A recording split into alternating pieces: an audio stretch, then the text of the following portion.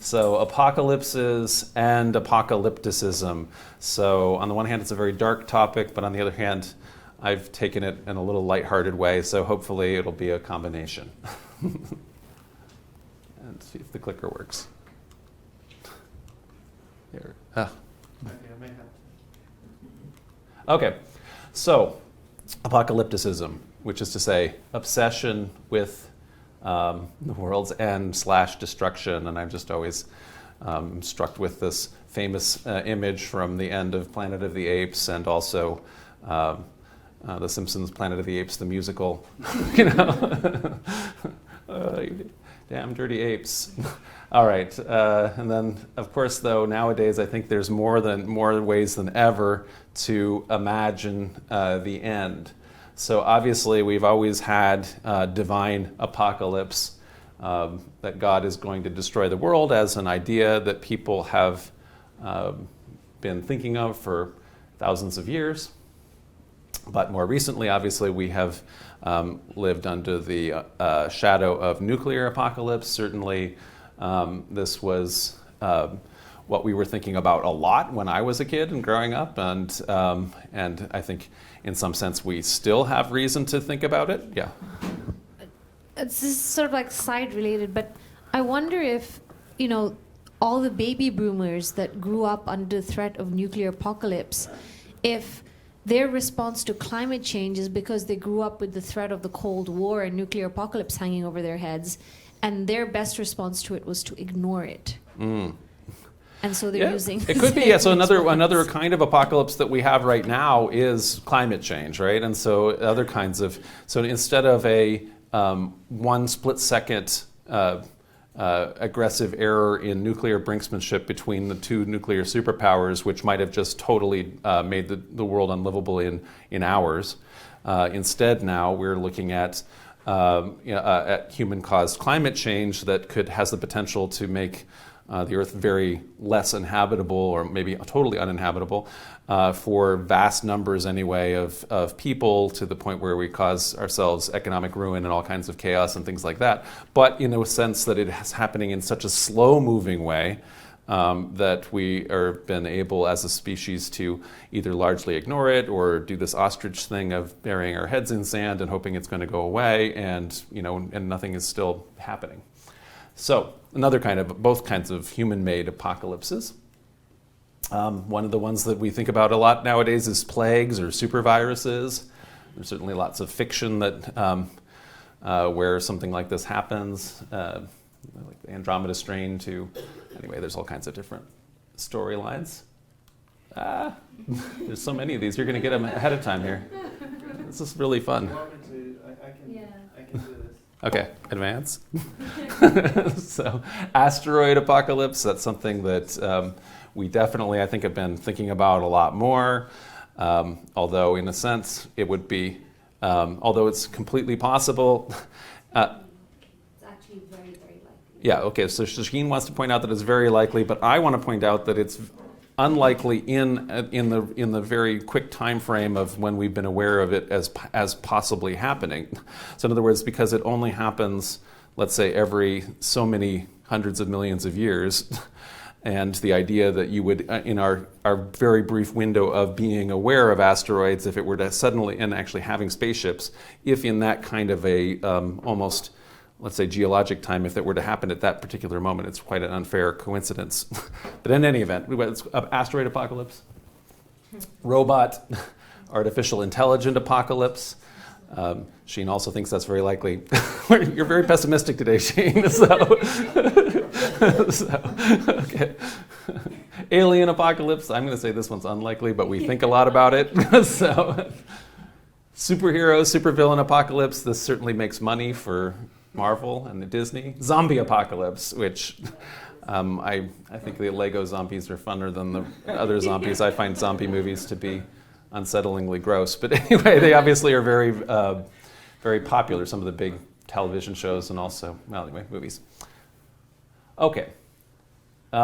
So for me, growing up in my family, a very influential movie was called The Day After, which was actually even I think it was a made-for-TV movie. ABC movie in 1983, which was a dramatization of having a nuclear war. It must have been a fairly limited nuclear war, but anyway, that destroyed a bunch of Midwestern cities, and then how regular suburban white Middle Western American people like us reacted to that. And so, therefore, it was designed essentially to really pull a lot of our different fear strings. And apparently it also very much unsettled Ronald Reagan, who was the president at the time, in terms of as they look at his journal and memoirs and things like that. People have looked back and said that he also very much was affected by this particular movie. It certainly affected our family. That's the wrong way. The other way. Yeah. So this is the right way. So not zombie apocalypse. So surviving the nuclear apocalypse then. So after the day after, this is my family back in that time period, in 84, 83 is when the movie came out. So after the day after, my dad bought a bunch of backpacks, which he filled with survival supplies. They were not for when we actually went camping. They were specifically in the garage for when we got the nuclear alert. And we were going to then all go to the garage, put the backpacks on, and we were going to hightail it, because my parents then also bought a farm outside the suburban ring. So we lived in Minneapolis, and we lived in a suburb, an inner ring suburb, and so then we were going to, if the car still worked, get in the car. Otherwise, we were hiking out past Chaska. Anyway, in the event that the city was going to be nuked. And so that was certainly something that was enough on the mind that actual property was purchased, and so we certainly were thinking about it as kids. Another one of the movies that was then influential at that time, also 83, if you might remember it, is what's his name? Sarah Jessica Parker's husband.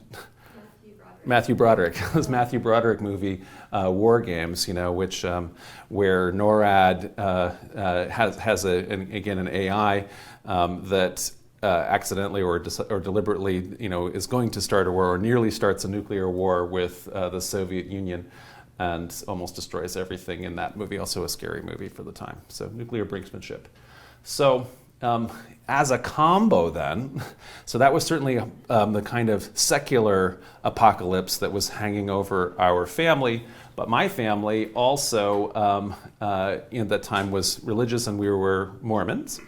And Mormon leaders taught, in general, the idea is called the Church of Jesus Christ of Latter-day Saints, because of the idea is that everybody's living in the latter days already. So in other words, the end times, and an imminent second coming of Christ is about to happen, which might also be, timed with some kind of a destructive apocalypse, after which, there'll be like a millennium. And so Mormon families in the 70s and 80s were regularly stored what we called a year's supply of food. And that just more or less meant we had all kinds of canned goods in the basement, but it also meant things like, for whatever reason, like we had like an entire barrel of wheat, this kind of thing. And so when that was good, it was, my mom actually at a certain point learned to grind wheat, and we actually had a grinder, and we actually had homemade bread from the wheat, and that was good. But at a certain point, it's just like a lot of wheat that never got eaten, it eventually went bad. So, all right. So maybe, in other words, timing, is that going to work? Your left hand, and here, just put your finger here, and when you click, it's going to work? Yeah. Okay, thank you. So Mormonism. So this is a romantic portrait of the founder of Mormonism, Joseph Smith. So Mormonism emerged out of a 19th century millenarianism, although it's, I think, somewhat de-emphasized today comparatively compared to what it was. When the Latter-day Saint movement got started in the 1830s, it was really founded on a very, very literal belief in the second coming of Christ, and that a literal millennial rule was very imminent. And so members believed that the center place of God's kingdom, the New Jerusalem, was going to be built in North America, and specifically in Jackson County, Missouri, which is where Kansas City is. Yes, Shaheen. I wonder if this millennial expectation was global, because you have the same things happening in the Islamic regions of the world. You have Baha'ism and Ahmadiyism emerging at the same time. Yeah. The same kinds of with messianic and apocalyptic expectations. Well, so I will point out that it's almost perpetual. So at least from the 12th century onward, there's been this fervor, and it has gone up around. But like you say, the Baha'i is also coming at this exact same time. And in fact, I think the date that everybody's kind of looking at, even like 1844, there's a crossover between Baha'i and also the Millerites, who are the forerunners of the Seventh-day Adventists. That's the year when Joseph Smith, the founder of Mormonism, gets executed.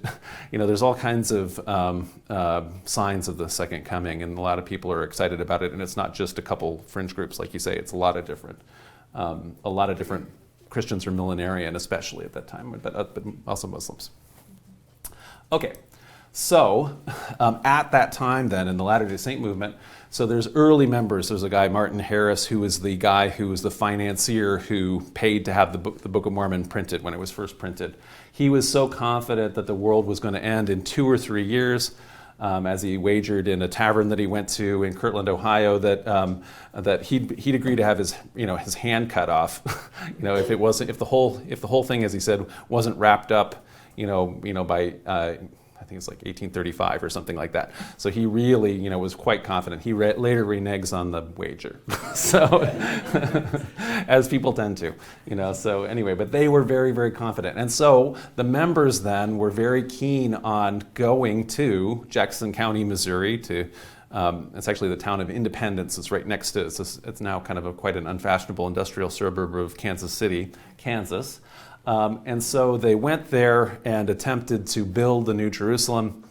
Nevertheless, this is a frontier community, so this is where settlers are at the very edge of European settled U.S. and the Kansas line is exactly right at that moment where Andrew Jackson is forcibly removing all of the Eastern Indians and concentrating them on the other side of the border, which he's declared is going to, the Trail of Tears. The idea of it is, because the United States is guaranteeing that there will be a permanent Indian homeland west, in the Kansas area, and obviously that got reneged on as well. But essentially, that the Indians were being gathered on that side of the border, and so the Mormons are gathering on this side of the border, with the idea that the end times are about to happen, and that might bring about by, for example, Native American uprising apocalypse is one of the things that people were definitely more thinking about back then. It's way less likely, obviously, now that of the population levels don't allow for it. But anyway, in running around, and the early members would go around and more or less tell all these settlers who were outfitting the trails for the Santa Fe Trail and things like that, the Oregon Trail, all met there in Independence, and they tell these kind of if you can imagine, like cowboy western kind of guys, and with a lot of whiskey and things like that. And the Mormons are telling them things like, in like 3 years, all of you people drinking whiskey or whatever are going to be burned up, and all of your property is going to be ours because Christ's going to come, and this is going to be the New Jerusalem and things like that. And so you can imagine that those guys didn't like that, and so they kicked them all out of the county. And so anyway, so everybody got kicked out of Jackson County. So we just mention all of this in part because my background, one, but then also the background of the denomination here, so Community of Christ.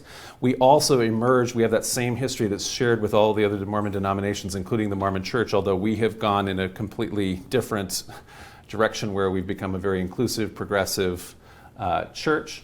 But we still have that same tradition, and so our headquarters temple, you can see there, which is a big spiral nautilus incarnation. That's why we have a spiral on the wall here, and you can see pictures of it in the back.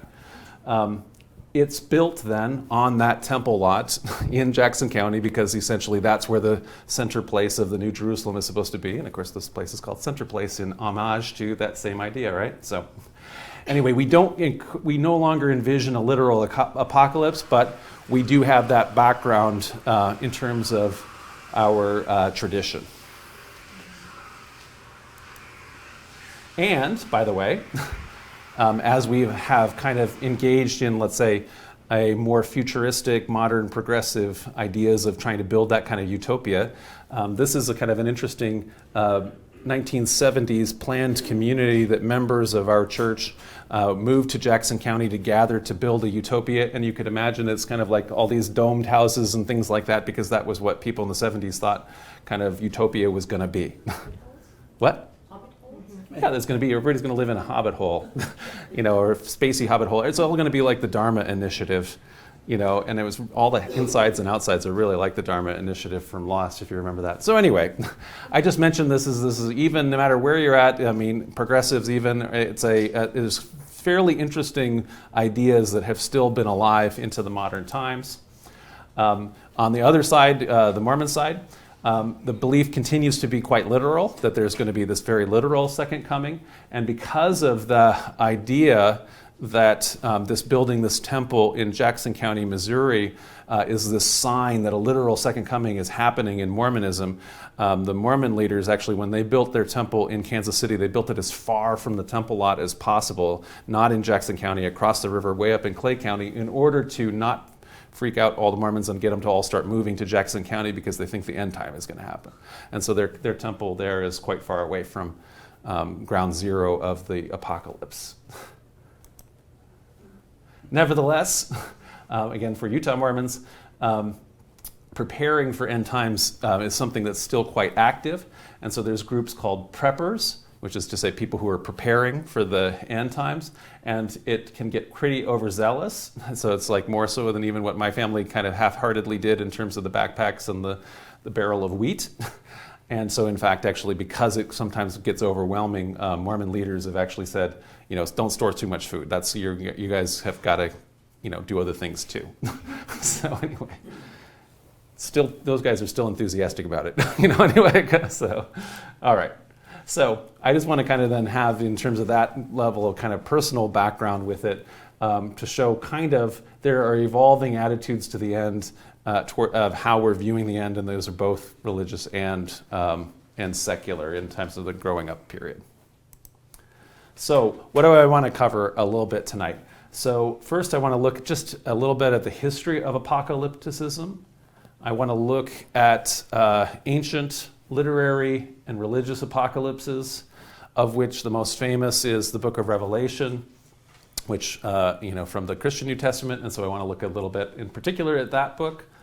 I want to zero in on how that book is absolutely misunderstood and misread and totally misinterpreted by all apocalyptic Christian groups today. I want to just briefly touch on what's sometimes called Doomsday Cults, but which is to say small new religious tradition groups that are tight-knit and who are highly energized and motivated, usually around a charismatic leader, because of them thinking how the time is tight and that we are really at the end of times and everything has to happen right now. And so that really energizes you. And then in just general, just make some comments and maybe a discussion about this ongoing popularity of the end as we continuously rethink of it with the zombies getting us and everything else. So just to get some definitions, although we use the word now and it means now, apocalypse now means cataclysmic destruction, so we use it to mean that's what the end of the world. It originally, that word doesn't actually have that meaning. When it's first applied to these texts, like the apocalypse, it actually means, in the Greek, it means disclosure. So as if you were disclosing information that you otherwise wouldn't have. Or if we were to take that from the Latin, to reveal, revelation, so which is to say revealing information that otherwise is unknown. So it's taking stuff that is hidden knowledge or something that's only had by, let's say maybe a particular apocalyptic prophet, and then he then is revealing that to all of us. And so therefore what I just want to hear is revelation then is indirect information a prophet composes and discloses in response to inspiration rather than direct information from God. So in this kind of time period, as we'll talk about it, there isn't a sense that any of these apocalyptic prophets are talking directly to God, but rather, in general, there's a vision that's described, and the vision is usually with an angelic guide. And so generally speaking, the kind of prophets are thinking in those terms. Just as a couple other terms, we also have the word Armageddon. We also use that kind of as a synonym for apocalypse. And again, it's not technically, that word where it originally comes from doesn't mean future cataclysmic destruction, or sometimes we have the sense of a battle or a war, Rather, where that word actually comes from, it's a place name like Waterloo, and we may be, if you know the ABBA song, use the word Waterloo to talk about, you've met your Waterloo, so this means you're, it's your end, when you've had your, which is in reference to Napoleon, right? And so it's when Napoleon has this battle, when he's finally defeated. And so Armageddon is the same. It's not a future battle initially, but it's actually a past battle, a battle in the past, and it's a place name, not a word. And so the past sort of battle that is being talked about here especially is when King Josiah of Judah, king of Jerusalem, is killed by the Egyptian pharaoh Necho II at a place called Megiddo. And so much of the Hebrew Bible, as we've talked about in different lectures when we look at Old Testament, more important when you're looking at any text than what the time period or the context that it's narrating. It may be telling a story that supposedly happened 2,000 years before the author wrote. The author, therefore, has often very little to go on or very little information about that, in fact, often none. There might be some oral tradition that's a few generations predates what the author is actually writing. Instead, when the author themselves are composing the text at the time they're doing it, that's actually the more relevant context. And because so much of the earliest parts of the Hebrew Bible are written around the reign of King Josiah, which is to say, right at the end of the kingdom of Judah before it's destroyed by the Babylonians, so before the first destruction of Jerusalem in the 6th century, Josiah is really important. And indeed, because it's possible that the entire Deuteronomic history, which is to say most of the books like Kings and Samuel and all this kind of thing, may have been actually kind of composed in Josiah's reign. Josiah is kind of singled out as like the number one king of Judah, who is compared, for example, with King David, who's the model kind of mythical, legendary king that everybody wants to measure up to. And so a lot of authors, scholars have said, well, considering that Josiah doesn't actually do anything, he actually is a fairly young king, and he goes out to Megiddo, and the pharaoh just slays him very heroically and kind of matter-of-factly, and that was unexpected too. There's no big prediction that that's going to happen or any reason why it would happen. You wouldn't expect that the best king since David would just get summarily executed by the pharaoh. And so because of that, people have suggested that maybe a lot of the Bible is composed and is talking how great about Josiah is because he's the king. And then when he gets killed, the people are like, now what do we do? Kind of thing. So anyways, that's possibly it. So in any event, that's why Megiddo is so important. It's probably not a battle.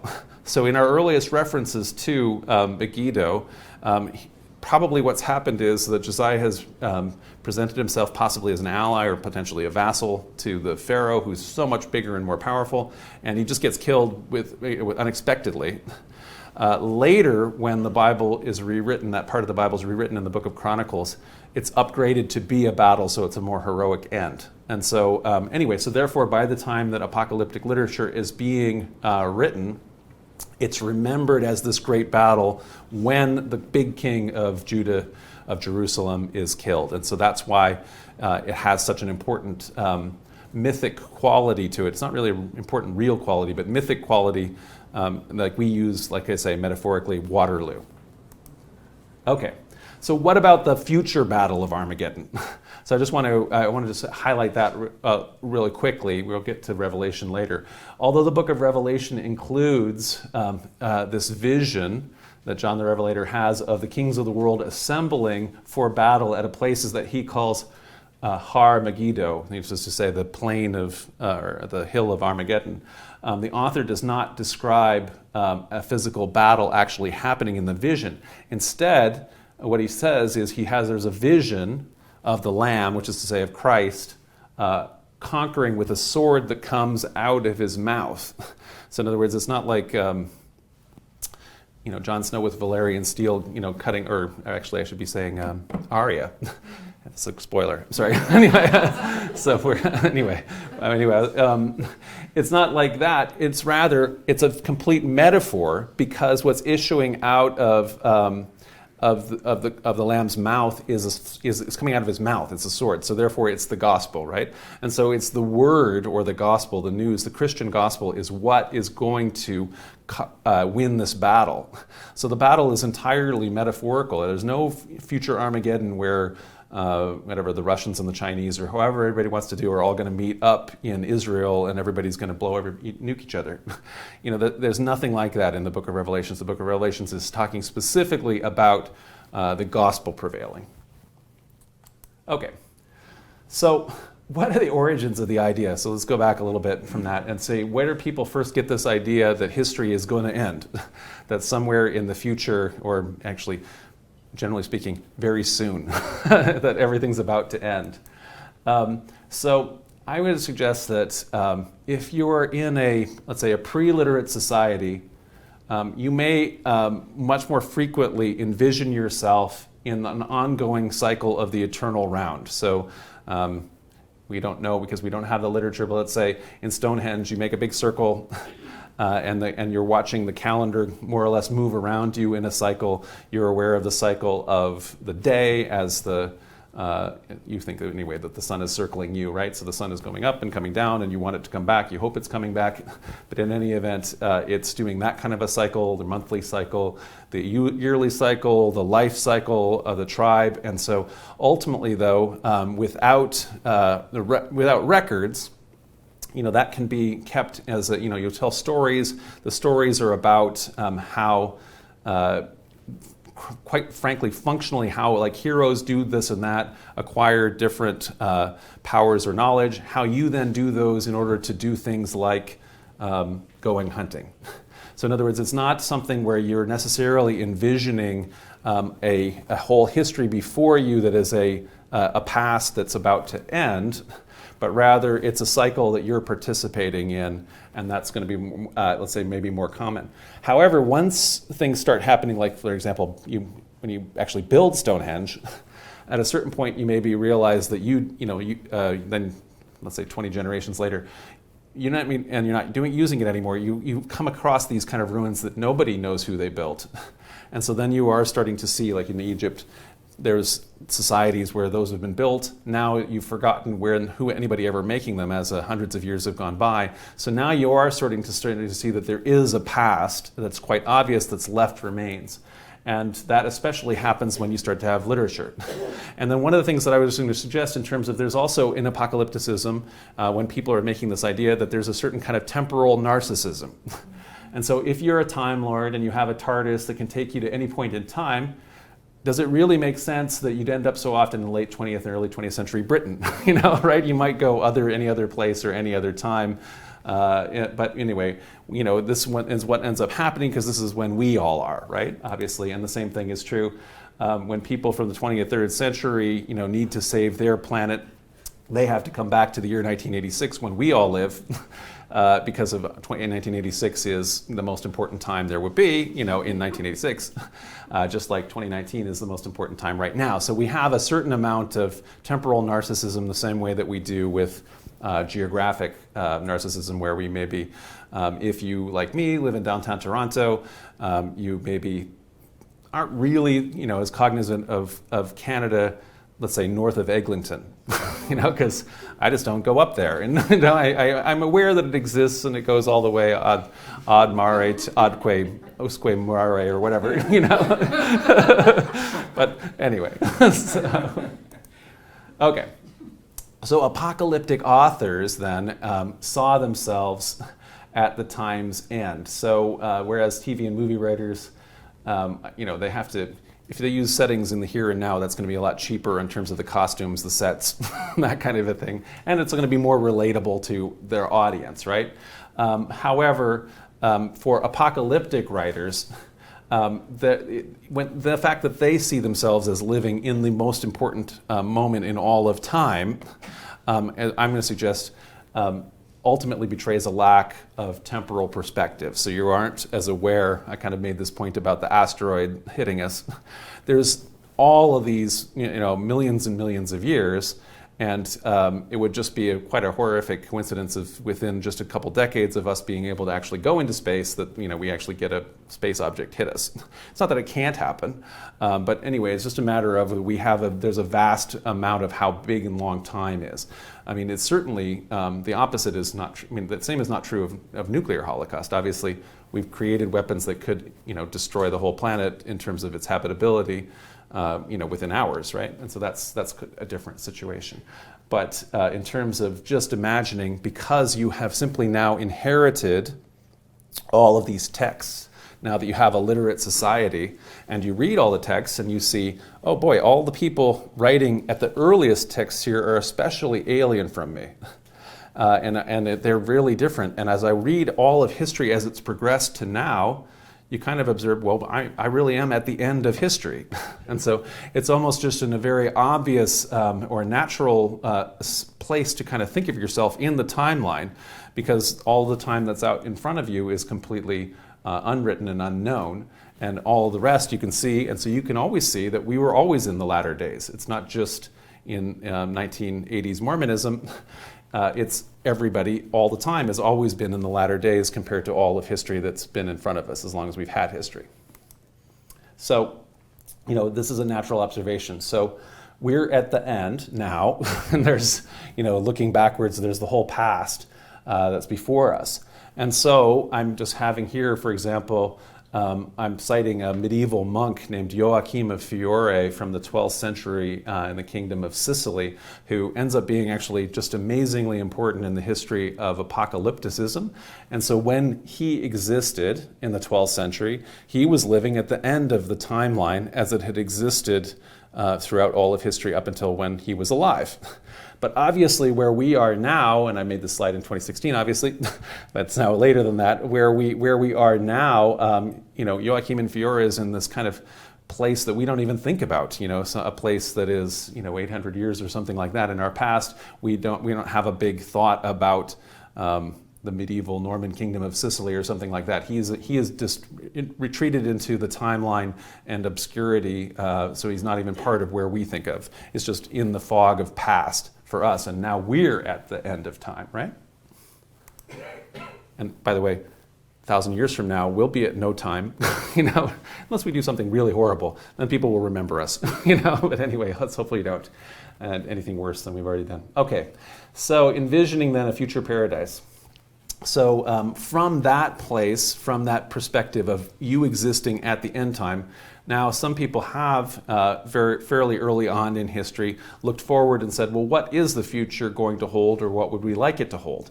And so in some of the earliest biblical writers, some of the prophets, like for example Isaiah, they look forward to and envision, let's say, a paradise. They would like to see that the world improving and coming to this wonderful place where, for example, in some of the big imagery, the swords would be beaten into plowshares.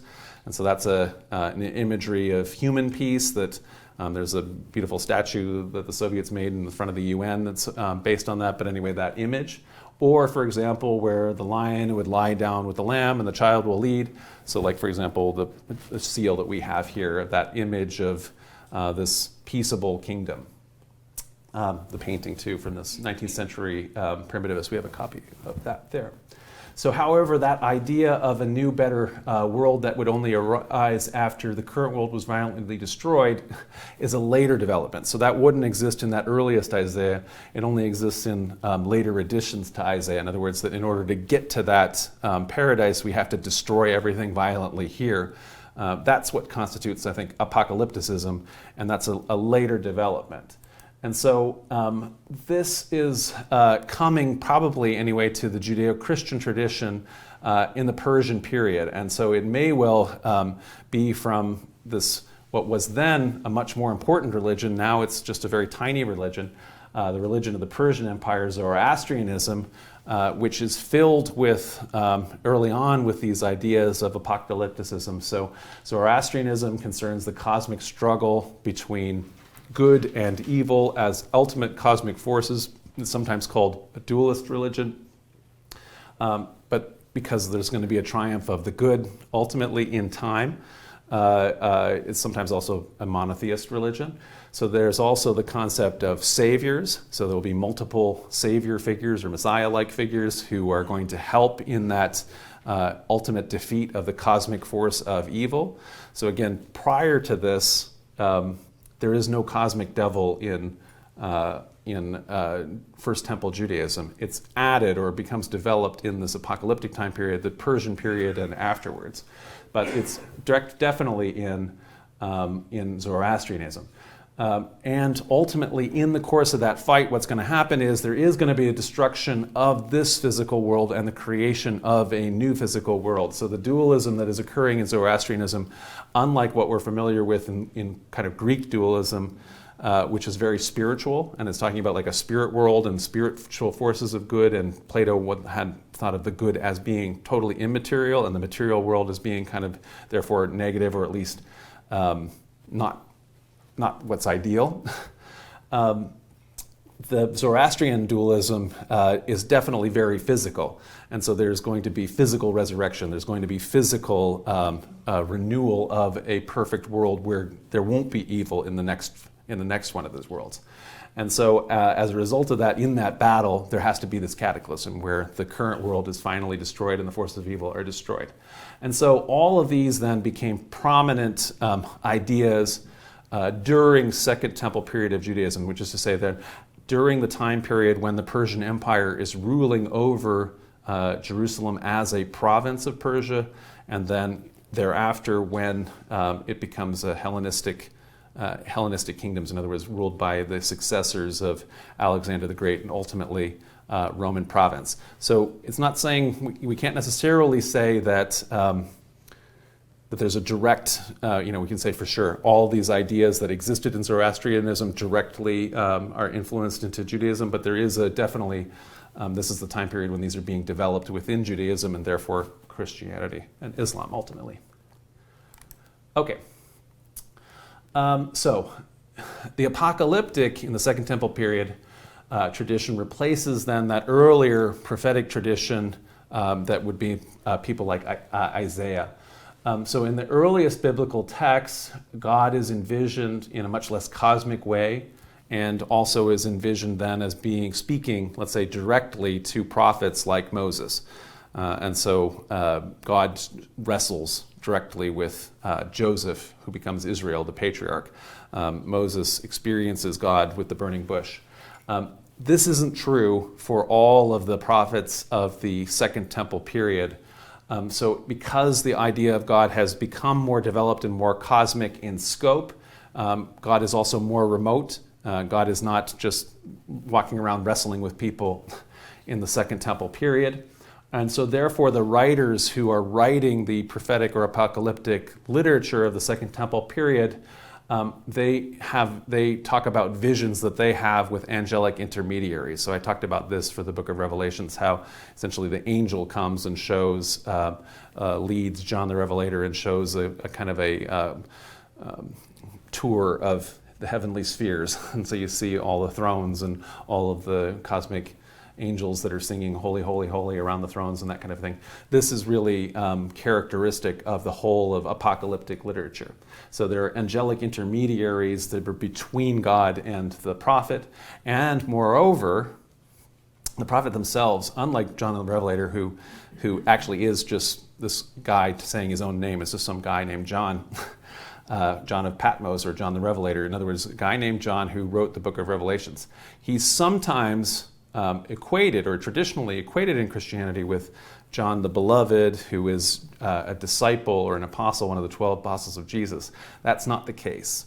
So that's a traditional attribution that is actually not correct. Yes, so Jane has a question. Known as John the Divine, St. John the Divine. St. John the Divine. Is that? I'm just trying to think who gets to that name as John the Divine. It's definitely the conflated. Do you know? John the Revelator? Not John the Baptist, I think. No. John the Divine is which one? Beloved? Do you know? Well, I think in the King James Version, divine at that time meant a theologian, someone who was equipped to interpret the Bible. So it's It probably, had it's meant to be, I think John the slightly Divine separated. is meant to be a title for John the Beloved, I should think, based on what you're saying. In other words, but people also have, by that time, when they're using titles like that, they have identified John the Revelator as being the same guy as John the Beloved, the apostle of Jesus. The guy who wrote the book of Revelations is not that guy. So we can tell that it's written in an extremely different Greek than any of the authors of the gospel attributed to John or the letters. And anyway, so there's no particular reason to think that the guy who wrote the Apocalypse is in any way a disciple, a person who knew Jesus in person or anything like that. But therefore, and he also doesn't claim to be. It just is something that tradition did afterwards. And that's a rare thing, though, is what I'm going to say in terms of apocalyptic literature, because actually what mostly happens is that these writers who are writing apocalypses claim that they are in fact an ancient figure. So they will say that this is a vision that was given to Daniel, or to Enoch, or to Adam, or Abraham, or any number of other figures. And so it is a pseudepigraphical or false attribution that the author themselves is making in order to grant bigger authority to their text. So there was a question back here. When was it written? When was the Apocalypse of John written, is the question? The book of Revelation. And so it's like it's at the end of the first century or the beginning of the second, so it's like in the 90s. So it's anyway, it's fairly early, but it's not anyway, it's not written by somebody who knew Jesus in person. Okay. Anyway, this is not like we're very aware of the book of Revelation or that particular apocalypse, but in fact, actually, I would suggest that the Second Temple period was a wash in apocalyptic prophecy. This was when I was a kid. I would go to the suburban library, and these were like two of my favorite books that I would always check out. And it's just filled with essentially Second Temple period Jewish and in some cases early Christian apocalyptic literature. It includes all kinds of things that didn't make it into the canon. Essentially, apocalypses by Ezekiel and everybody from Adam to Zephaniah, I write, so from A to Z, and then just a few of them of this vast literature that's in these kind of books made it into the actual Hebrew Bible, the canon. And so, especially of note are the Ezekiel and Daniel. So that's some of the few apocalypses that are in the canon, and Daniel being the last of the books of the Hebrew Bible to be written in the 2nd century BC. And then many, many more. So these are the ones that survived because some Christian monk or somebody kept on copying it. And then they finally published it, and it was in my library when I was in junior high. And then I ultimately got to buy copies, so I'm very happy that I have these 2 volumes. But anyway, but plenty more didn't get saved or published, and so some of those have been refound with the Dead Sea Scrolls. So the particular community at Qumran, most people think of the Essenes. The Qumran community was very apocalyptic, and they had all kinds of different apocalypses and thought of, they were expecting different levels of messiahs and things like that in a literal end times that was right around the corner. So we'll just look at an example of one of these apocalypses, one that's fairly familiar to people because it did make it into the canon, the book of Daniel. So again, like as is typical for an apocalypse, it's attributed to an ancient guy, so in this case, a prophet of the Babylonian period, so the period of time after the first destruction of Jerusalem, but before, while the captives, nobles are kept in the city of Babylon before they're allowed by the Persians to go back and rebuild the temple, so the Second Temple period, so between First and Second Temple period. But it's actually written much later than that, right? So it's actually written between the years 167 and 164 BC, which is to say in the Hellenistic period, during the time period of actually the king of Syria, the Seleucid king of Syria, Antiochus IV Epiphanes. And so it's therefore doing this thing that apocalyptic writers do, which is to say pretend to be an ancient person in order to give authority. And then Daniel's visions, in the same way that apocalypses do, are brought by an intermediary. So specifically, they're brought by an angel, the angel Gabriel.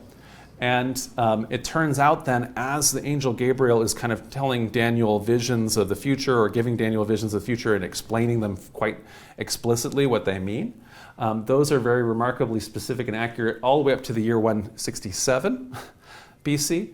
And then they failed dramatically after the year 164. And so essentially the prophecies no longer track and in fact make errors. And so that's why we can date it. So, essentially scholars are able to say, we know when this thing was written because we know it's very accurate about all its predictions all the way up until this moment, and then they wrote it, and then all the predictions that get made afterwards fail, right? So, it's very characteristic apocalypse. What I'm going to suggest about apocalyptic literature is that Daniel shares two central characteristics of apocalyptic writers. One, the belief that they themselves are immediately at the end of times. So Daniel is not having a vision of what's going to happen in the year 2019. Daniel is having a vision of what's going to happen 10 years from when the author of Daniel is living in the 160s BC. And then two, being totally wrong.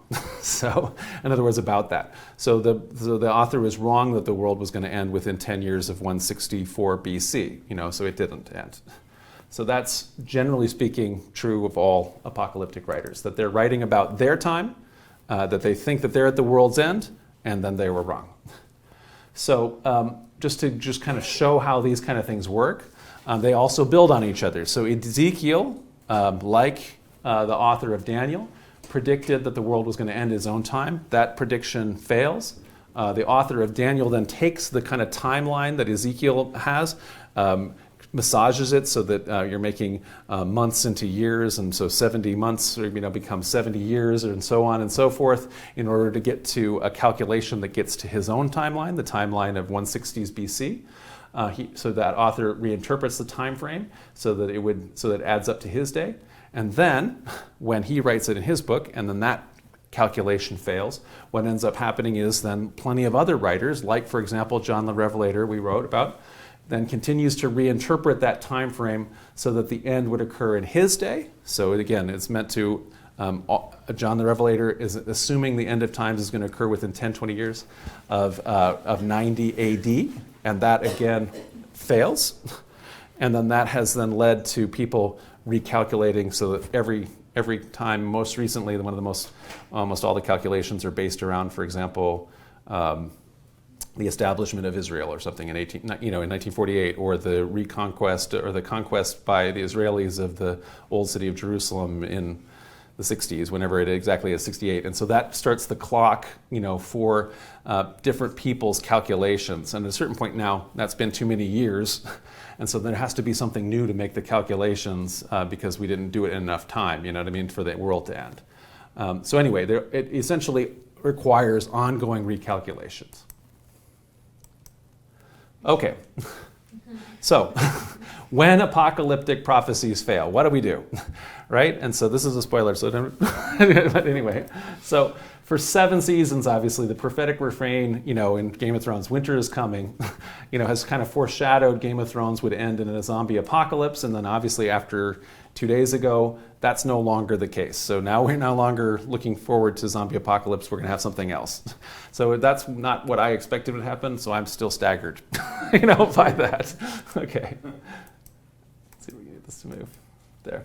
So, why does it happen, right? Okay, so the sunk cost fallacy. So people get committed to something. Let's say you are definitely committed to, let's say, this particular calculation, this particular revelatory text, and you yourself have a timeline. Let's say you know the world is going to end specifically on October the 15th, 2022. And so you're committed to that calculation, and ends up happening is that we get to that day, the world doesn't end. That doesn't mean, though, that you're going to necessarily stop digging. If I can make it go forward. There. Because what ends up happening is, in sunk cost fallacy, is you're already so deep and committed to something, you've already you're in for a dime, you're in for a dollar, right? So you're always going to be doing this thing, anyway, as you can kind of see, that one little dog has gotten way down there and the bone is nowhere to be found near that hole. Same thing. Here's another one. I want to say one of the themes that's very important in terms of the aphorisms, in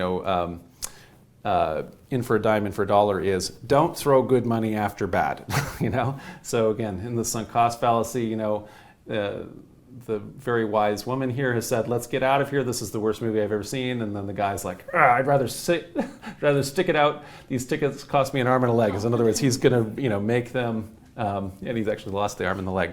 So in other words, he's got to stay in there, right? So this is one of the things that happens. So even though, for example, in a group, when you make that date, like I say, like for example, the Millerites. So this is one of those groups that we talked about with that 1844 deadline in the United States. So all the Millerites believed that the world was going to end on October 22nd, 1844, and they actually sold all their property and they went and got gathered on hilltops and things like that and were ready to be taken up. The fact that the prophecy failed, the world did not end on that date, did not actually stop them. So yeah, some of them, decided, okay, well, this was a mistake. And they thought better of it. But actually, it's more likely that you actually double down on it. So again, because you have already committed to this belief, you instead come up with different ways of saying, well, we get the calculation a little wrong, or we did something wrong a little bit, so we messed up the incantation in some way, or we did something wrong ourselves, and so it's still coming, but maybe it's 5 years from now, or so and so. So for the Millerites, they just look back at this moment not as the moment when Miller was proved to be absolutely wrong, but rather just as a great disappointment. They were disappointed that they didn't get taken up, and ultimately the movement reorganized itself and became the Seventh-day Adventists, and this continues on to this day. So it hasn't that it stops you just because you make these kind of dates. The Jehovah's Witnesses have had multiple dates, for example, and they're doing just fine. So, spectacular failure of apocalyptic prophecy is just as likely to result in increased loyalty of followers because of sunk costs than their disillusionment. I mean, you have to kind of admit that you were wrong or something. Yeah.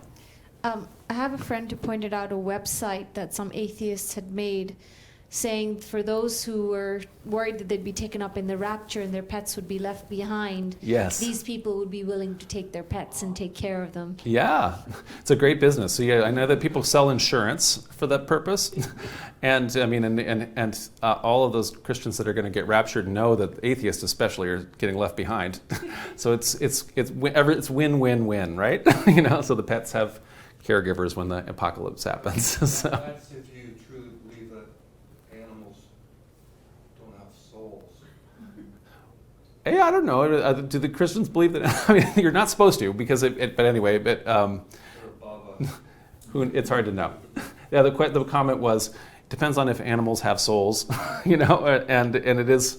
Anyway, I think that people just are very committed to, at this point, their pets as their children, and they're not sure that they're going to get them raptured with them. So anyway, okay. So, apocalyptic doctrines, I would suggest in some of these cases, especially in small groups, can function like conspiracy theories. And this, of course, is Jonestown. So a besieged group, believes that they share special knowledge that elite experts lack, and so it may well be that I can explain as an expert in different kinds of ancient scripture why every last little detail that everybody has in this, their explaining and understanding of the book of Revelation isn't written by the person that they think it is, and doesn't say what they think it is, and all these kind of things.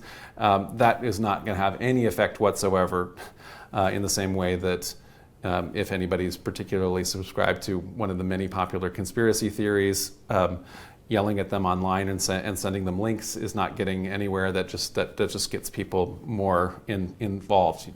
Generally speaking, in other words, they're besieged and they have special information, and you're persecuting them, kind of thing. That's also called the Dunning-Kruger effect, no? Dunning-Kruger effect. Yeah. So I feel like we have it more and more and more now because it's amplified because of the connections that people can have on the internet, and so you are able to. You don't have to be in a compound like Jonestown in order to all be together.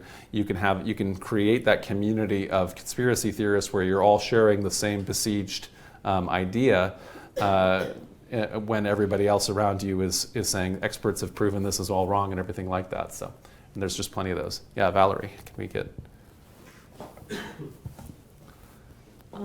Unless this has been mentioned earlier tonight when I wasn't here, but is there a possibility that if the effects of global warming, as they are purported by experts to be already taking hold, get worse, that apocalypticism is really going to explode as people try to find some rationale and, in some way of psychologically dealing with what's happening? Yeah, so we have talked a little bit about climate change. So one of the points I want to make is, as we kind of talked about at the beginning with nuclear Armageddon and also with climate change, just because apocalyptic prophecy is always wrong in terms of the literature because of this kind of, like I say, temporal, what was I calling it? Temporal narcissism. That doesn't mean, though, that people aren't capable of making the world uninhabitable or significantly decreasing the habitability of the planet.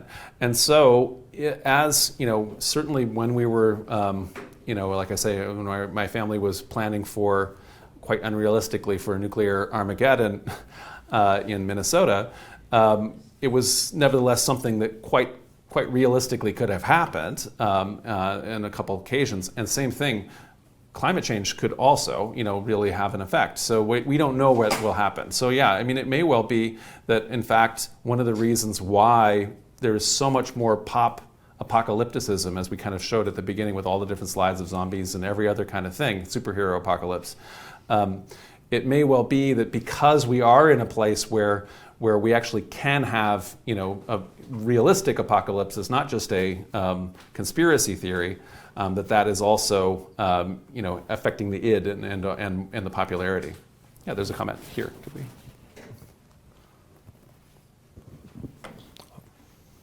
Armageddon, apocalypse.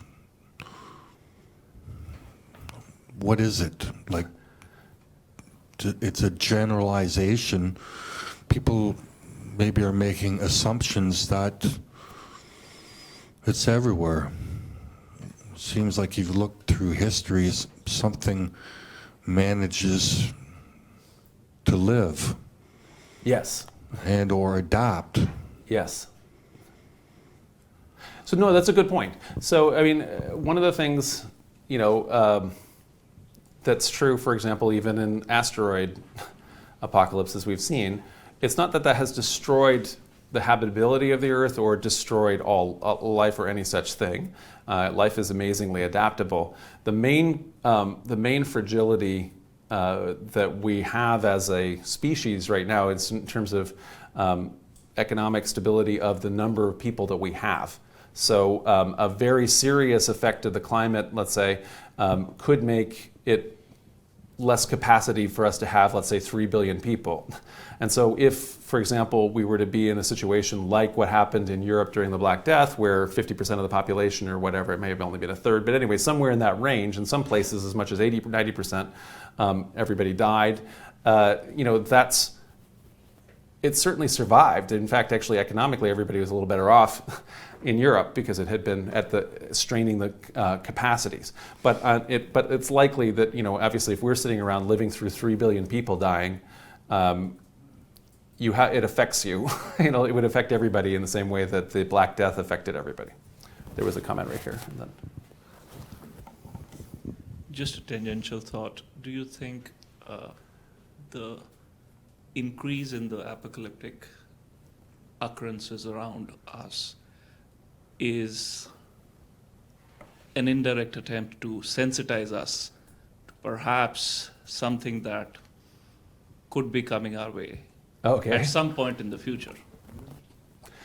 I don't know, but attempt by who to sensitize us? I don't know. I mean, I think that it's rather, I would rather say that I think that it's something that's in all of our collected ids, that we're concerned about the world ending, and so then as a result, Hollywood and blockbusters tap into that because they know we will buy tickets and go to the theater or pay subscription to watch HBO, right? Did you need Ivan? Yeah. You've been demonstrating the failure of apocalypses, and you've mentioned nuclear, divine, astronomical, medical, but outside of the text that you've referred to, we already have a technological apocalypse that failed, and that was Y2K. Sure. An expectation that all transactions at banks would end because they were tied to the internet and to computers that would cease to function after 1999. No, I remember that one very much. But on the other hand, that one, maybe we averted that one by actually employing all those programmers to fix all the code, because that's what we were really doing all through the 90s. So that's also possible that we actually, there was a potential apocalypse that we averted, but we, in fact, in that case, we never know, right? And we certainly did make a lot of money. Yeah, programmers did pretty good. I had a tech company at that time. So, okay, let's push forward. So what I want to say then, in addition to then, we were talking about the writers back of ancient texts. Now I want to talk about the readers of ancient texts now. So as apocalyptic writers suffered, I think, from that lack of perspective, temporal perspective, and they falsely, at the time, believed themselves to be living at the end of time. They predicted that all the signs were such that they really thought within the next 10 years or so, or less actually usually, that the world would end.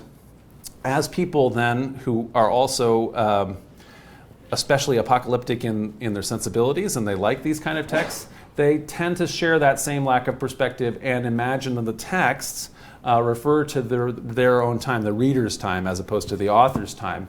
And that obviously, even though the texts actually refer to the author's time, nevertheless you read it as if this is happening in my time. And I just know someone who's a friend who is a kind of an apocalypticist. He definitely believes in some kind of combination of divine/alien apocalypse, which is a weird combo.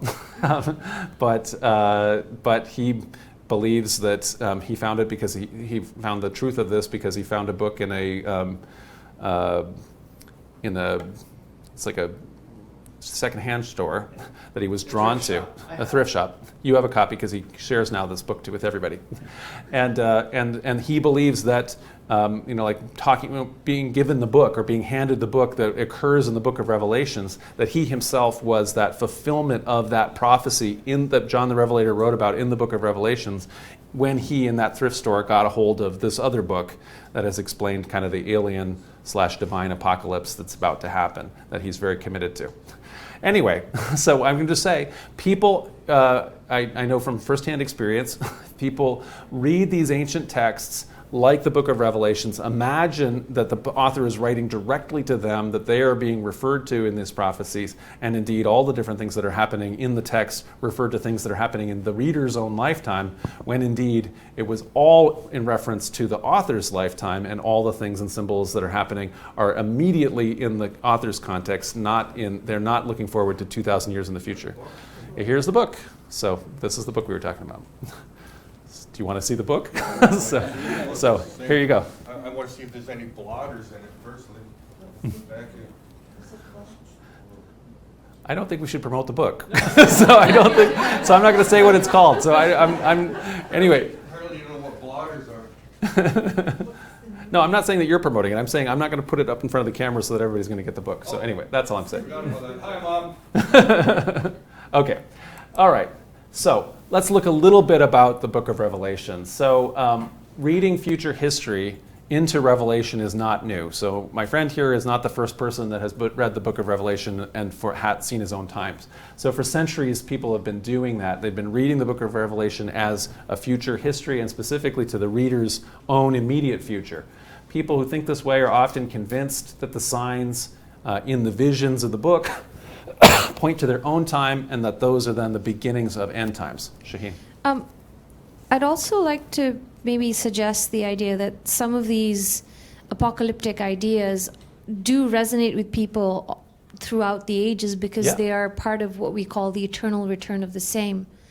Things like war, pestilence, famine, these things reoccur, and we like to think of it as, oh, it's the end. And maybe it's the end in a sense, but it doesn't preclude new beginnings. So if you think about like the asteroid that wiped out the dinosaurs, Yeah. for them that was the apocalypse. Right, yeah. But for the rest of life on Earth, it was a new beginning. Right. And we could have that same one again, as you were pointing out. Yeah, no, I agree. So it's not that these resonate because the imagery, like you say, in a lot of cases, is universal. And so it's not that people are reading this way, because they're nuts or something like that, but rather because they're reading it, and these are often, like universal signs and imagery and things.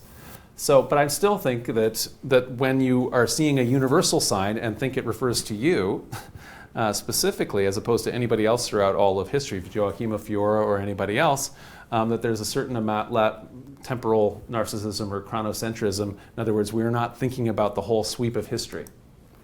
So I mentioned before this guy, Joachim of Fiore, and I mentioned him because he really did cause a major change in how Christians have viewed the Book of Revelation, because he really wrote out it's almost like a key to it, where he just went through and said, this means this, and it all refers to the 12th century, so his time period.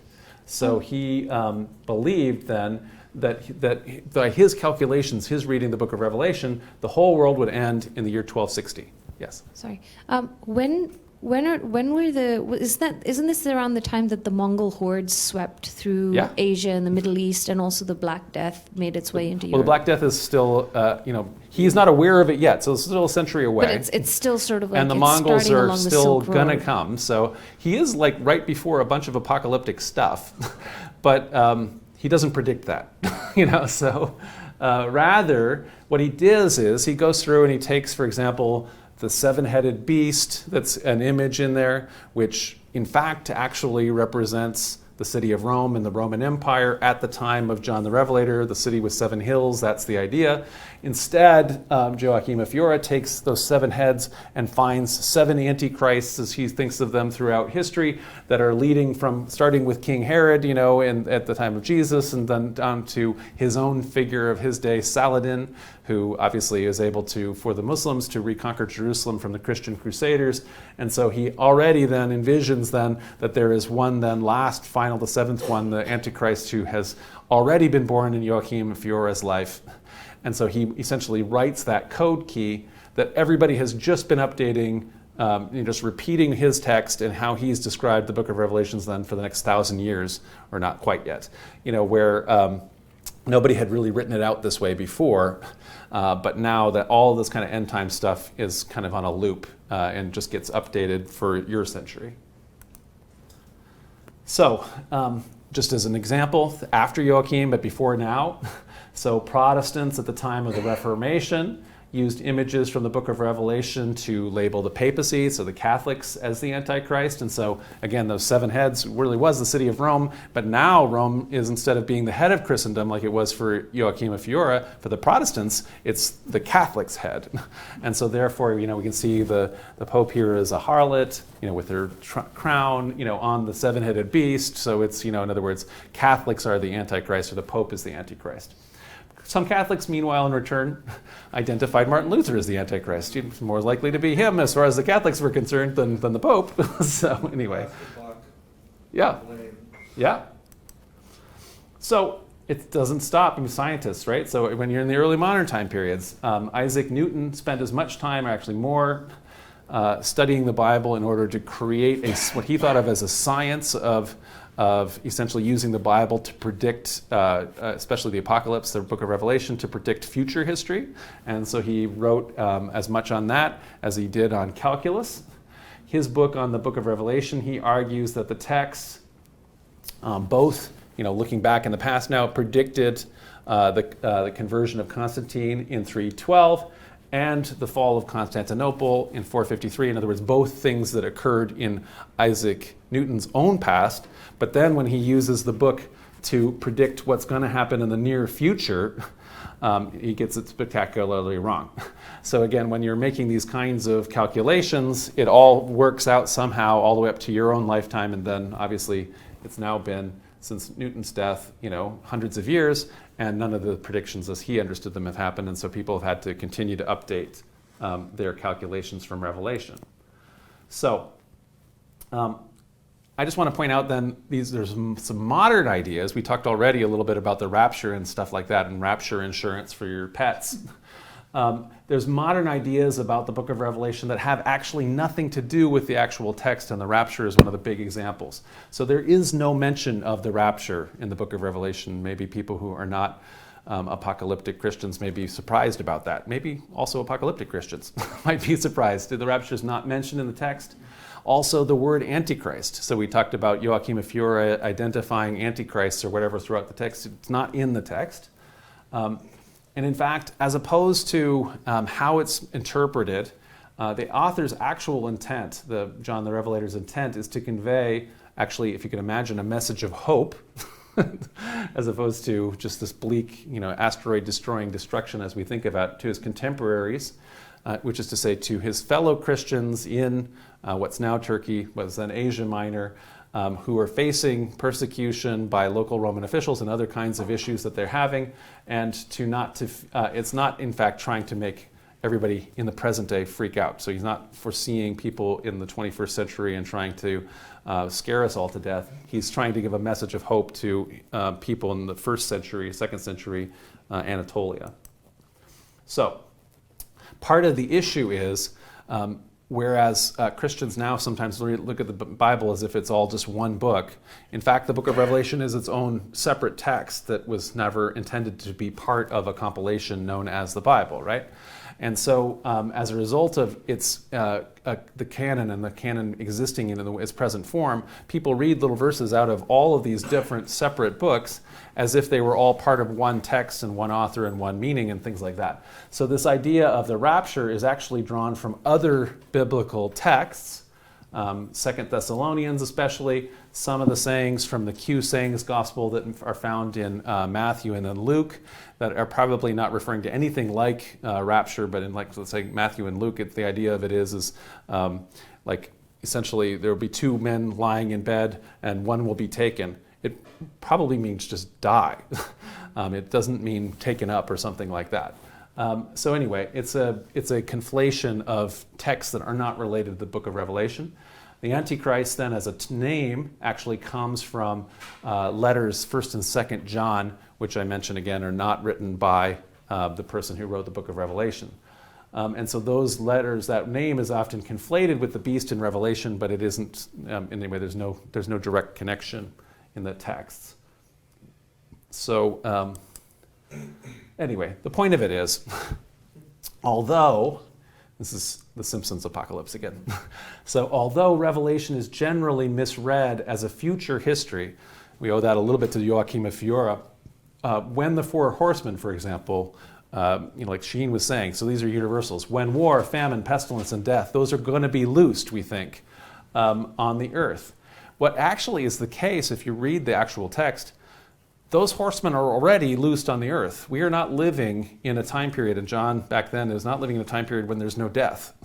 We are not living in a time period when there's no war or pestilence or plague, or famine. All of those things were among the ancient Christians, and they're among us today. So in other words, those are not, it's not talking about that's going to be loosed in the future. Rather, the idea of it is the four horsemen are loosed and around, and what the text is actually foreseeing is a time period when that will cease.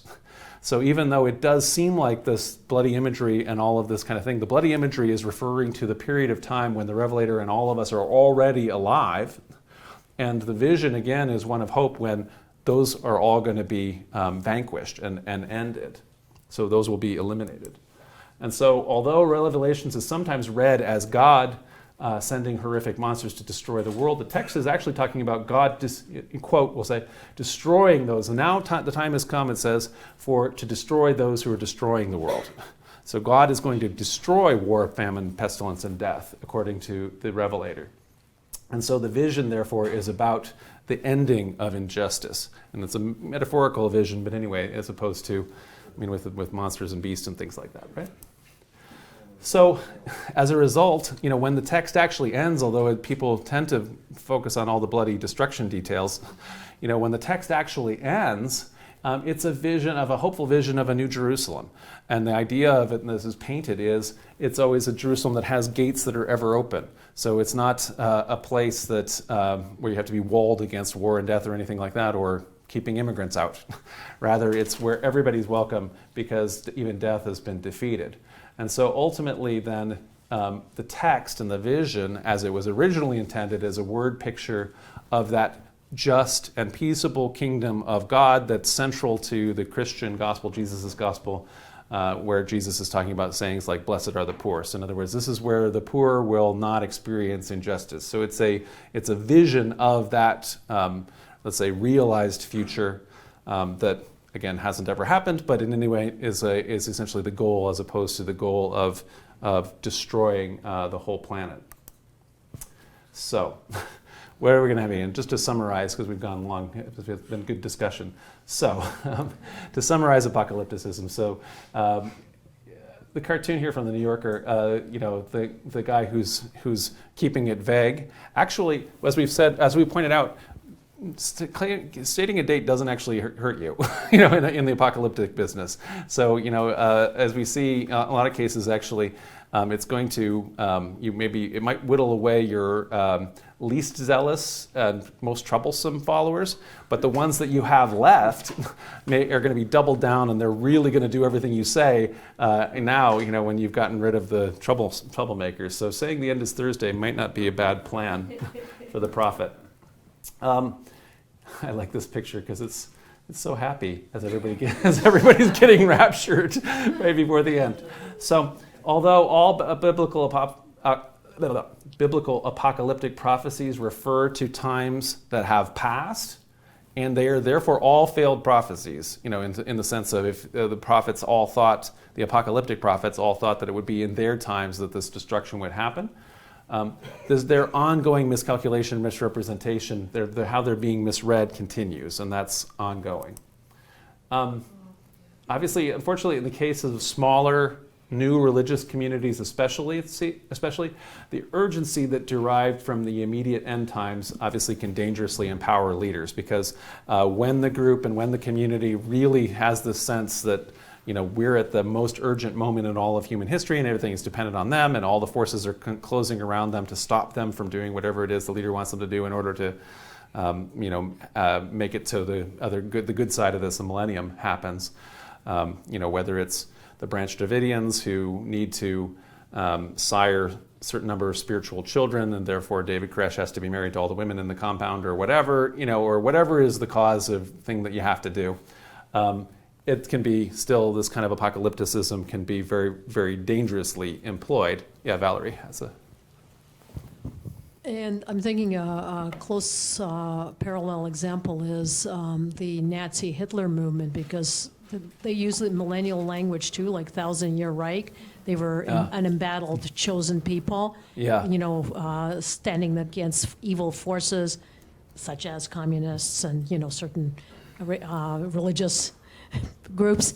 And they had to, fight, bitterly to the end to in order to institute a paradise for Germany. Yeah. So it's a powerful imagery motivationally that I think can be used especially for ill, but potentially for good. So like so many things, so we talked about right from the beginning how my particular denomination here has grown out of what was originally a millennial cult in the 1830s. And so one of the ways that we have embodied that is, we still have the vision of the peaceable commonwealth on the walls here, and we still, when we talk about our goal, it includes, abolish poverty and needless suffering. We say that every one of our meetings, so where are we going to get to that point where poverty is totally abolished? Not through in our opinion, a literal cataclysm where everybody's raptured or anything like that, but rather by us constantly working on all of the different things that we do to improve society, whether we're addressing homelessness or any other kind of thing that are our top issues that we are constantly working on. So, so you can use this, like you say, for horrible ill as examples, and then potentially also, hopefully, for also having good effects. So, Nevertheless, so just in conclusion here, anyway, if our current culture is any indication of the trend, taking delight in the world's end will probably be with us till the end of the world. So that's it.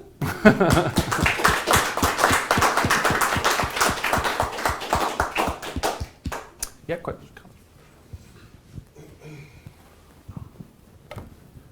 Hi, I have a comment and a question. The comment is, I don't know if I watch on Netflix the show Preppers, which is basically... Oh, there's a show called Preppers? Preppers, yeah. And it's basically National Geographic going through different people's houses, seeing how they're preparing for the end of the world. Wow. It's kind of like funny but fascinating in some ways. Yeah. And what I found quite interesting is when they ask, what are you prepping for? Most of these people is looking into a financial collapse. Oh, That's okay. like the most, because I guess the recent economic crisis like is so new that like, oh, something bigger is gonna come, Yeah. and we need to prepare for that. So it's How neat! I didn't even put that on my list because I didn't even have that as an apocalyptic thing. But yeah, financial collapse. Apparently, So it's there like you go, yeah. I find it really entertaining. The show is because it's one Yeah. of those shows that you put in the background, don't have to think much about it, but Yeah. it's entertaining. I'm going to look it up. So yeah, about that. And the question is, from a scholar point of view, an academic point of view, from all the possible apocalyptic of like end of the world scenarios, Yes. which one do you think is more viable? Like the singularity happens and the robots take over, the climate Yeah. change, the nuclear war, from all the actual, like sort of like the doomsday clock that Yeah. it is about. So which one Yeah. do you think? What, for me? Yeah, for you. So, ever since I was a kid, I've been a sort of a Malthusian. And so I definitely think that, part of the issue has been us making using up resources way faster than we can. And so then there, we have like hundreds of thousands or even millions in some cases years of reserved resources that are being eaten up in centuries, in decades. And things like that, and so, and including like soil, including all the fuel, including ruining the entire oceans and killing all life in all oceans, covering everything in plastic, potentially climate change, all those kind of things. So I guess my feeling is that, and then simultaneously, although there's plenty of parts of societies like for example Japan, which is now already experiencing population collapse. There's bunches of places like Bangladesh, where it's just pretty scary in terms of how many people are on a very tiny amount of land, and so my kind of overall is my kind of prophetic crystal ball, of pessimism like Shaheen has about the AI apocalypse, is pretty much with we'll be in a place in 100 years where technology hasn't increased in any way fast enough to deal with the suffering. So there may well be so much degradation that just so many people are going to be suffering to the point where then there's maybe a horrific civilization bifurcation where a couple people or a couple portions of society or whatever are extremely wealthy and living well in scientific wonderland, like when I was a kid in Buck Rogers. Like there's the one city of New Chicago and everybody else outside is a radioactive mutant, right? Or something like that. So I hope that's not the case, but that's the concern that, let's say, maybe I'm most worried about, as opposed to when I was a kid, and we're thinking about the superpower nuclear apocalypse. At this point, I'm not as worried about that one as some of the others. And going on from what John said, one of the things that is potentially apocalyptic that we don't really even hear about is that when it comes to running out of resources, we are on our way to run out of mined phosphorus. Now, we would think, well, what's the big deal with phosphorus? Phosphorus is essential for making fertilizer. And it's essential for every agricultural plant that we have. Wheat, rice, corn, all the fruit that we eat, most of the vegetables that we eat.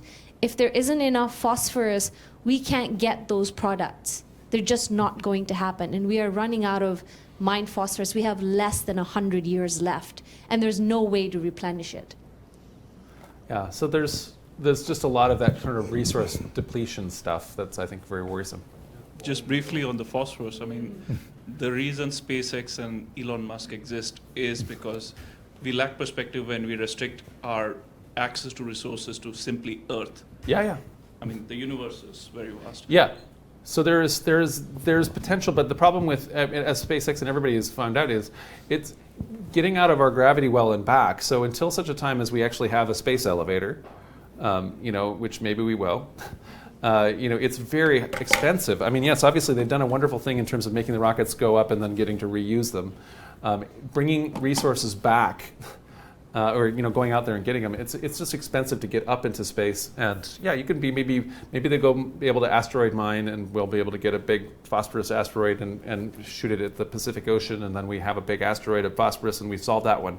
But I don't know, anyway, there's a lot of other ones, and so I am a little worried. But there's potentially, obviously the hope has always been that technology, will be running in front of Malthus. Malthus thought that, again, that the world was going to end in his lifetime, kind of thing, in terms of all of the problems, because he didn't foresee the massive increase in agricultural output that has happened because of using things like phosphorus. My question was, in one of your earlier slides, you mentioned each time an apocalyptic writer writes, he has lack of perspective, invariably because he's calling the apocalypse near the end of near recency, so yes, near his time. But is it not actually perspective for them? Because the only way you can stimulate people into action, yes, if it happens within their lifetime or within their yeah, kids yeah, or grandkids' lifetime. If yeah, something's going to happen 1,000 years from now, I don't care. I can't incentivize yeah, people to donate me money. I cannot incentivize people good to point, do anything. So actually, it was driven by self-interest. If I yes, want to create a group of people to do something for me, I have to tell them it's going to happen within their grandchildren's lifetime or within their lifetime. Otherwise, it won't matter. On the other hand, I do think that they believe it, in the case of it. But you're right. I mean, in terms of for the author themselves, they do foresee that. They believe it. They do see not only the signs, and the signs are not just simply. They could be any number of things that they think are actually very seriously wrong, like the things that we've been talking about for our own apocalypses. We can be prophets here, where we're talking about climate change or resource depletion or AI or anything like that, and we are mentioning it as a potential danger for our own lifetimes, because then potentially we now can work on it while we still have that option. The problem then is that I would like to argue, so in as much as we maybe can absolve prophets of only speaking to their own time, if we understand that's fine and good. The problem is when then we take those texts that are only speaking to their own time and then take them 2,000 years later and imagine that they are speaking to our particular audience, because then you're going to almost inevitably misuse them or use them irresponsibly. If we read them in their own context, you can actually find all kinds of, I think I was even trying to do a little bit of a rehabilitation of Revelation here for you, which is to say, if we read the Apocalypse of St. John and actually the Revelator in its own context, we can actually find what he was trying to do, and the text is much more meaningful than as a template to the year 2019 and how we're going to get destroyed here and now. Yeah, go ahead, and then Ava. Yeah, just I was going to add to what Shaheen said, and with regards to the this factor in fertilizer, potash, phosphorus. Sorry, but in addition to that, soil is incredibly complex, and you'll know about this, Shane. Yeah. You study this, and it has an array of minerals in it, including trace minerals. That are necessary for the growing of plants and also for our own nutrition. And the more we strip the soil, yeah, the less it has inherently of these various nutrients. Yeah. And they're saying already people in the first world are severely nutrient deficient in certain minerals. Yeah. And our bodies, our organisms evolved to have that available. Yeah. And as we continue to strip the soil and as it continues to get degraded, the great grain belts, I think, that are feeding the world, yeah, are just no longer going to be viable. It's not even just a question of climate change, but also what we're doing to the very soil itself. Yeah. And to rehabilitate that soil would take thousands of years, if not, hundreds of thousands of years of natural processes. Yeah. And we just don't have that time. Yeah, yeah. So I think we're all kind of sharing the apocalyptic concern that that we all kind of have, and so I'm very concerned about those issues too. Yeah, absolutely. Well, I'm firmly an anti-apocalypticist. Okay. I think that this current discussion about soil exhaustion, depletion of phosphorus, and a population bomb, I guess, was stimulated by the gentleman with the beard. Yeah. I have a beard, so I can point that out. But I think what now our text now that we're working on is scientific data. And, in that sense, I don't want to go into too much detail, but I think those things, like the prediction in the late 19th century that science had solved all problems and nothing else was to be discovered. Yeah. I think that, the end of oil predictions and Yep. Lester Brown's prediction of the population bomb that he made in the 1970s have fizzled like damp squibs. Perhaps there's room for hope. Very, very good. Well, hopefully we can all take that away and be very optimistic. And so don't worry. So there's some possibility for room for optimism. So yeah. So hopefully, without being entirely ostriches and putting our heads in the sand and all these kind of things, hopefully the awareness of the various issues is one of the reasons why we can avoid them, right? So maybe, as you mentioned with the Y2K, maybe that really was going to happen and that was really going to be a problem and we actually fixed it. And same thing, maybe everybody was really nutso in the 1980s about the ozone layer, and we did a couple things that have helped a little, I think. Acid rain. Yeah. I think that still may be still acid rain, but no, is it mostly gone? Yes. Okay, well, so yeah. Reagan and Mulrooney came to an agreement, and that was... So there are some things that, we've done, like they say in The Simpsons, Homer was saying to Lisa, remember all those years where everybody, every day that people were talking about how terrible things were with the rainforest, and now we don't hear about it anymore, so obviously we fixed that.